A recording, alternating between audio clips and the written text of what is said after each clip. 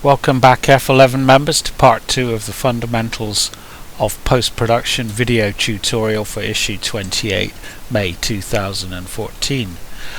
So in part 1 we started working through the process of converting this image to black and white, and I've made 3 different raw conversions of the same image to cover the entire tonal range, and I'm now going to use Photoshop and in particular layers to piece the picture together and really give me the scope to bring out the best I possibly can from the image. So I have the 4 open next to each other in my Photoshop window, and I'm going to use this darkest image here as my base layer because I want to be able to at the end just burn through the brightest parts of the images to just bring back some of these highlights here on the extreme right of the frame. So we're going to take the brightest image here, this one, select all, and then edit, cut and paste it on top of the darkest image there. Okay, I can now close that image. I'm finished with it. And there we have that, and if I bring my layers palette in there, you'll see I've got those 2 layers. So the next thing to do is start building up the image with the next darkest picture, which is this one here, this one up top right here. If I go again, select all, edit, cut, and then edit, paste, I've now got 3 layers. So I can close this one down. I'm finished with that. And what I want to do before I go any further is make a layer mask, and as always we pause to consider why and what we're trying to achieve. We have this darker image on top of the brighter one, and I want to see of the brighter one underneath this area of the image, the bottom left portion of the image area. So coming back to the top layer, I'm going to make a mask so that we're only going to see the area of this image we want to, being able to look through the mask to the brighter image underneath. So if I bring this over here, select my lasso tool, and if I make a selection of the darkest portion of the image area, something like about that. Now I want to select the inverse of that because I want the mask to apply to here, the top portion of the image, so that I can see that bottom bit. So if I go select inverse, and now if I make sure I'm feathering that selection there, select modify feather with a feather radius of 250 pixels, making sure this edge is a soft transition, click on OK there, and now if I go layer, mask and reveal the selection, you can see the effect that has. I've now got a mask here, and that's enabling me to see through. It's masking this area, the bottom area of the picture, so that I can see through it to the brighter layer underneath. Bear in mind, beneath them is the darkest layer, but at the moment we're not yet concerned with that. So we're starting to build up these layers, and the beauty of doing it this way is we can then fine-tune and work on each layer individually to optimize different areas and tonal ranges in the picture. I find it a very flexible way of working. So the next thing I want to do is take this image here on the left, which has got the grad filter on it, and apply that to the image we're working on. So again, select this, select all. Of course I can use my keyboard shortcuts, but I just want to make sure this is completely logical for you. Edit, cut, and now I'm going to paste it on top of these. So I'm having to move my tools around so you can see what I'm doing. Edit, paste, and there, it's put that dark one on top. Come back to this one, close it down, no. And let's just pause to consider again what I'm doing now. Now you see this top layer has the grad applied to it, which is working quite well, but it's darkening down the top of the cliff too much, to such an extent, if I go up in terms of my magnification, those birds, which are so key to the picture, can barely be seen because they're against a dark background. So I want the grad to apply to this area of the sky, but not really the cliff. It's going to be quite difficult to deal with. But what I'm going to do is make a mask again to this layer. So what I want to do is just see this area of the image and nothing else. So yet again I'll use my lasso tool and select an area that just mirrors the sky. And now again, if I feather that selection, modify, feather, OK, and now go layer, layer mask, and reveal the selection. You can see the effect is, if I click the eye on and off now on that layer 3, it's called it, we have 4 layers, the background layer 1, 2 and 3. So here, click that on and off, pretty subtle effect. But what it's done is it's enabled me to retain a bit of tone there in the sky, but not darken down this area of the cliff too much, so I can still see those birds there. So I'm pretty pleased with how this is coming together, and now what we're going to do is fine-tune each layer. So let's go first of all to this layer here, which represents the bottom. If I click the eye on and off, it's just reminding us what we're going to be working on, just that area of the image here. So if I go image, adjustments, curves, and if I bring that over, this is now working on the tone curve just for that layer, which is just that area of the picture.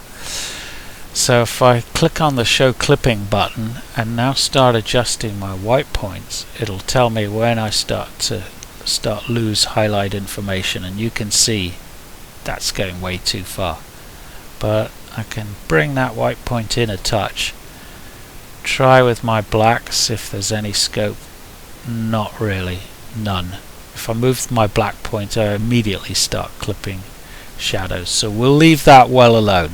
Unclip that, click the clipping box and just click the preview on and off to see the effect. Very subtle, but that's what this game is all about. What I want to do now is just brighten that image, that area of the image a touch, bring back the blacks, and you can see, look at that effect. You know, it's really lifting the picture, and it's probably too much I've gone for there. And these kind of adjustments are way more than I would do with color. It tends to be much more accentuated in black and white. But there you go. That's worked pretty well, hasn't it? So I'm happy with that. Next thing to do is look at layer 2, and I just highlight the image, not the mask, the image, and do the same again. Image, adjustments, curves, there they are, and I'm now going to just fine-tune the tonal range of that area of the image. So again, see if there's any scope for adjusting blacks. You can see clipping starting to appear, but that's down in the bottom of the frame, that's underneath the other layer, so I'm not too worried about it. I can certainly go about that far with my blacks. Let's try the whites. Not much scope for any adjustment there, unfortunately, so I'm going to come right off that. We'll come back to that because I'm not quite happy about this area. I feel it's a little bit lacking in guts there, just a bit too flat. But let's go with that. And now finally my top layer, which represents the sky. Now if I go image adjustments, curves again, and I'm just gonna make it, what I'm gonna do is cancel that and be a bit clever here. I'm gonna use the lasso tool and just select this area of the image. I do not want to affect the area that the birds are. Feather that selection, and now just darken that down a touch. See what works. Difficult. It's not going to work because you see the transition here is going to look unnatural. That's just not going to work. So let's just cancel that and reconsider. I'd like a bit more tone in here, but if I start darkening this down, it's going to look unnatural over here. So let's go select, deselect, just select a different area of that layer, something akin to that, and I'm going to feather it with a radius of 300 pixels this time.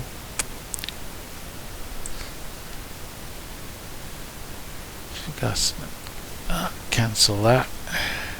Image adjustments, curves, and just a bit of tone there is what I want. A bit more tone, and it's not much, but it's enough, so I'm going to go with that. And that's that. So let's pause again and consider where we've got to. What I'm going to do now is actually merge these three layers together, still leaving that background layer untouched underneath, and if I just right click there and come down to here, merge layers, and now we have just two layers. And I'm now working with this top layer, and there's the darker one underneath. I'm just going to use my lasso, and just select an area in the middle of the frame here that I think's just lacking in a little bit of contrast. Again, feather that selection, and now just work tonally on that area. I can adjust my black point a touch, and I can put a bit of contrast in. How much is the key? Blacks are too black there. Well, that's certainly lifted that area of the image, hasn't it? Because the feather radius is 300 pixels, it means we don't see the join, as it were, and that works pretty well. And now the image is coming to us, and the last thing I will need to do is just burn in some of these highlights here. Now I've got this layer with the darker one underneath, so let's just pause again and consider how we're going to do this.